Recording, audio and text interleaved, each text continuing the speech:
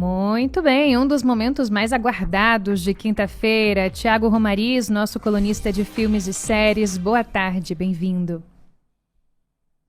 Boa tarde, Irene. Tudo bem por aí? Pulei uma semaninha, que a gente teve alguns percalços na semana passada, mas eu volto não só com boas dicas para o final de semana, mas também com uma grande atualização sobre a greve que estava acontecendo em Hollywood e finalmente acabou. Finalmente. Depois de mais ou menos 4 meses. Que beleza. O que a gente começa então? Vamos falar da greve? Vamos lá falar da greve. A greve dos atores e dos roteiristas, né, acabou sendo a primeira vez em muitos, muitos anos que a gente viu essas duas categorias de Hollywood fazendo esse tipo de greve, de paralisação, né? Há mais ou menos um mês, os roteiristas conseguiram chegar a um acordo com os estúdios e na semana passada a gente viu o sindicato de atores também conseguir esse acordo e chegou ao fim a uma greve de mais de 122 dias, né? Foi uma das maiores greves da história, por poucos dias não superou uma que teve na década de 80. E as grandes questões dessa greve eram sobre inteligência artificial e também o pagamento residual dos shows, né, dos filmes e séries que estavam em streaming. No fim das contas, eles conseguiram chegar a um meio termo que eles estavam procurando e os atores agora vão sempre ganhar e ter a prerrogativa de precisar de uma autorização, né, deles e um pagamento também para que os estúdios usem a imagem ou a voz ou qualquer coisa do tipo com algum software de inteligência artificial que use a imagem deles ou a voz deles, né? Então, esse contrato vai durar por mais 3 anos e aí a gente também vai ter um pagamento residual no streaming. Para explicar rapidinho, antigamente, quando a gente não tinha o streaming, assim, digamos, o pagamento residual para atores acontecia da seguinte forma, e para roteiristas também. Toda vez que uma série ou um filme passava na televisão de novo, né, tinha as reprises e tudo mais, sempre caía um dinheirinho para os roteiristas e para os atores, porque, né, afinal de contas, o seu produto está sendo colocado ali em transmissão. Com os streamings, acabou que os serviços de streaming acabavam pagando só não recebiam nada de residual. Era só como pagar um produto e acabou. E isso foi um dos grandes motivos da greve, né? Tipo, os atores e os roteiristas queriam receber pelo residual, pelo que a galera tá assistindo, porque, afinal de contas, continua a dar dinheiro para as empresas. Então, Claro. eles conseguiram esse tipo de acordo e chegou ao fim essa greve que trouxe uma série de adiamentos, né? Muitos filmes do final do ano, como Duna Parte 2, foi adiado. Filmes do ano que vem, da Marvel, o Deadpool, Capitão América, foram adiados também. E a gente viu muitas séries também serem adiadas, como The Last of Us e Yellow Jackets também, que é uma série que a galera gosta muito, e acabaram sendo adiadas em até 6 meses, algumas em até em um ano, porque, cara, são 3 meses sem trabalhar, sem os roteiristas escreverem, sem os atores poderem estar no set. Agora, tudo volta ao normal, óbvio que tem um tempo, né, para que esse contrato seja redigido, aprovado por todo mundo, e aí as filmagens voltam. Mas foi um dos momentos mais conturbados da história de Hollywood, com certeza, porque não só a greve aconteceu, como a gente acabou de vir de uma pandemia, onde todo o sistema de entretenimento passa por uma revisão de comportamento, de indústria e tudo mais. Então, é um momento que agora a gente vai ver, eu acho que em 2024, um amigo meu, inclusive, disse outro dia que assim, o entretenimento tá vendo agora o cheque especial, basicamente, da Que pandemia, sabe? loucura. Vivendo no cheque especial da pandemia. E a gente talvez comece a ver o entretenimento a respirar e fazer as reais mudanças em 2024. Que coisa. Agora, Thiago, só um ponto para a gente esclarecer para os ouvintes. Pode ser que muitos deles não tenham acompanhado os detalhes, né, da greve. Acho que quase todo mundo sabia Uhum. que havia uma greve, mas algumas pessoas podem não saber os motivos reais. Com relação à inteligência artificial, o que estava acontecendo é que as imagens e até a voz desses atores podiam ser usadas sem qualquer tipo de aval deles?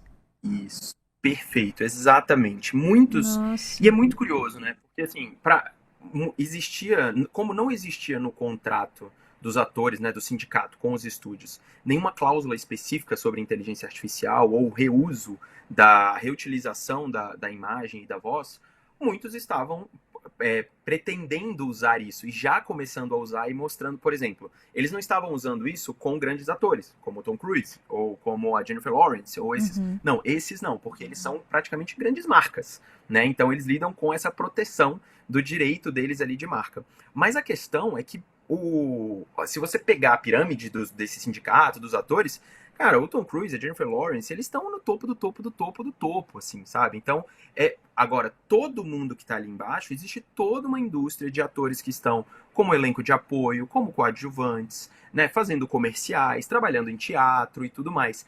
E aí, o que estava acontecendo, dando um exemplo mais direto, é que os estúdios estavam contratando pessoas para ir para os estúdios e eles capturavam a imagem e a voz dessas pessoas. Só que eles pegavam isso e colocavam como inteligência artificial, né, em CGI, em computação gráfica, dentro dos filmes. Então eles simplesmente replicavam as pessoas ali com a imagem que tinha sido capturada de atores coadjuvantes. Né? Caramba. Só que sem a autorização. Eles até tinham a autorização de alguns, só que a questão era que o contrato era, como eu falei, da parte de streaming. Ele falou: vem cá, a gente vai capturar a sua imagem, a sua voz, eu te pago X dólares. E acabou. Eles podem usar aquilo ali pela eternidade, sabe?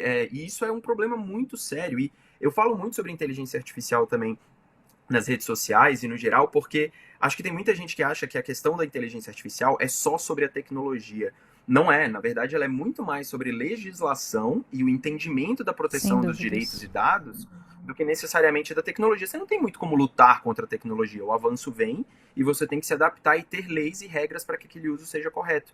Para você proteger o trabalho, para você proteger as pessoas e proteger a nossa segurança e nossos dados. E não foi muito diferente nesse caso de Hollywood, né? Então, eu acredito que o acordo que eles conseguiram é ele dá ele consegue remediar os problemas imediatos.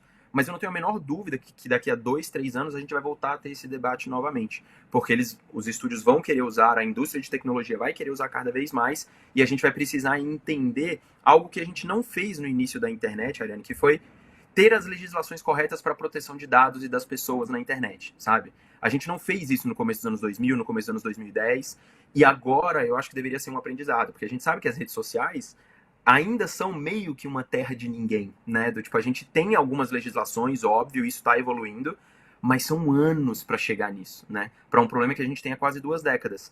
E eu acho que no caso de inteligência artificial, talvez a gente use isso como aprendizado para que não seja um problema tão grande. Sem dúvidas, muito bacana e que esse case, né, de Hollywood sirva aí de exemplo para todo mundo e não só para o meio dos artistas, mas para outros também. Essa história de que a internet é terra de ninguém já deu, né? A gente precisa de fato Exato. de leis que sejam, que peguem, né, que sejam criadas e que sejam de fato implementadas para que a gente tenha mais controle e, enfim, para que tudo esteja direitinho, né? A partir daí a gente consegue ter uma internet muito mais democrática, muito mais respeitosa. As pessoas Exatamente. perdem o medo, né, das tecnologias, a inteligência artificial. A partir do momento que você tem uma regulamentação, tudo direitinho, as pessoas deixam de achar que é um bicho de 7 cabeças. Então é preciso ir por esse caminho.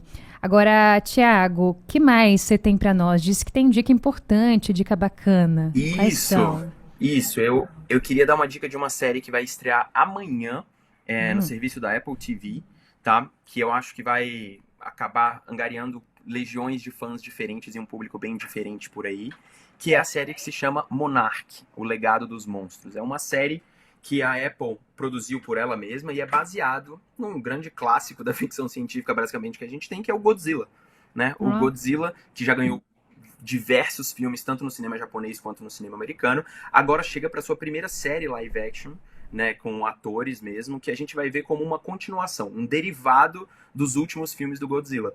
E ela se chama Monarch porque Monarch é o nome da instituição que acaba registrando, né, e olhando onde estão os monstros dentro desse mundo. E aí você vai acompanhar como que essa unidade, como é que essa instituição está funcionando em 2 períodos do tempo diferentes, né? Quando era na década de 60, 70 e também como é que está acontecendo agora, digamos assim, nos anos 2020. Então você acompanha como que o mundo lidou com esses monstros, lembrando, né, que o Godzilla ele é uma figura, digamos assim, para representar muito, né, tudo que aconteceu durante a Segunda Guerra, né, sobre a bomba atômica, sobre como o mundo responde à ameaça nuclear. E a Monarch acaba também colocando como os monstros reagem à tecnologia também. Então, apesar de terem monstros gigantes, lagartos gigantes, dinossauros gigantes, é sempre uma figura ilustrativa que tem ali para falar sobre o avanço da tecnologia e como o ser humano acaba mudando o meio ambiente e a natureza tem que responder de alguma forma. E aí, no caso desta série, a gente vai ver essa resposta no formato de monstros. Eu já assisti aos episódios da série, posso dizer para vocês que é muito divertido, tem no elenco Kurt Russell, né, grande ator aí de há muitos e muitos anos no cinema, e ele tá com o filho dele, que é o Wyatt Russell. E o Wyatt Russell faz o Kurt Russell jovem, então você acompanha eles dois nesses períodos diferentes. É uma série divertida, que eu acho que vale a pena, vai ser um episódio por semana, toda sexta-feira na Apple TV. Muito bem, um episódio por semana, são episódios mais longos, mais curtos, você acha que tem São um público-alvo... 45 minutos. 45 minutos mais ou menos de minutos. episódios. Isso. Tempo bom. E você acha que tem um público-alvo mais específico? É para todo mundo? Olha, obviamente, né, se você gosta de monstros e ficção científica, eu acho que essa é a pegada. Mas ela é uma série que tem muito teoria da conspiração também, sabe? De mistérios que estão ali por trás para você entender o que tá rolando. Então eu acho que ela acaba abrindo um leque um pouco maior. Porque tem os monstros ali, você vai acompanhar, mas ela é muito sobre o que está acontecendo por trás dessa instituição. Então você vai ter trama política, você vai ter um drama dos humanos e todo mundo que está envolvido nesse mundo ficcional que eles estão criando e que muito provavelmente vai ser conectado ao novo filme do Godzilla que vai estrear no ano que vem, em maio do ano que vem, que é o Godzilla e Kong, né, o novo Império. Então, esses dois produtos eu acho que vão acabar conectados, não de uma forma obrigatória, que você vai ter que ver um para ver o outro, mas eu acho que são histórias que acabam se conectando e deixa, né, a experiência um pouco mais completa. Então, eu acho que se você gosta de aventura, se você gosta de teoria da conspiração e ficção científica, principalmente, Monarch é uma boa pedida para o seu final de semana. Oh, muito bom. Dica dada, disponível na Apple TV a partir de amanhã, não é isso? Exatamente. Muito bem. Esse foi Thiago Romariz, nosso colunista de filmes e séries, sempre às quintas-feiras aqui no Mesa para Dois. Thiago, obrigada por hoje. Eu que agradeço. Valeu, gente. Até semana que vem. Até.